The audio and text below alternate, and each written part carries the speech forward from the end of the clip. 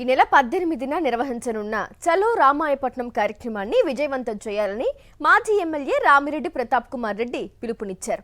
Ramayapatnam port కోసం భూములిచ్చిన నిర్వాసితులకు తక్షణమే నష్టపరిహారం చెల్లించడంతో పాటు స్థానిక యువతకు ఉద్యోగ అవకాశాలు కల్పించాలని డిమాండ్ చేశారు.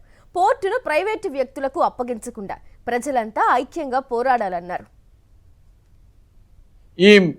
రేపు జరగబోయే 18వ తారీఖు ఉదయం 10 గంటలకి జరగబోయే చెరో రామాయపట్నం పోర్టు కార్యక్రమానికి మద్దతుగా కావలి నుంచి కూడా పెద్ద ఎత్తున ప్రజలు, వైఎస్ఆర్ కాంగ్రెస్ పార్టీ నాయకులు, కార్యకర్తలు అందరూ కూడా ప్రతి ఒక్క మండలం నుంచి ప్రతి ఒక్క గ్రామం నుంచి కూడా వచ్చి దానికి సంపూర్ణ మద్దతు తెలియజేయాలి.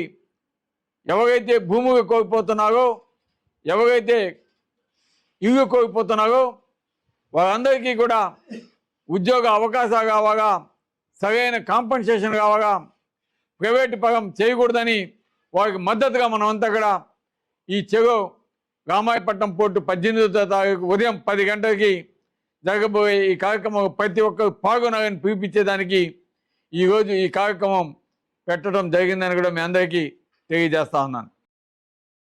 మరిన్ని అప్డేట్స్ కోసం ఛానల్ ను సబ్స్క్రైబ్ చేయండి. నోటిఫికేషన్స్ కోసం బెల్ ఐకాన్ పై క్లిక్ చేయండి.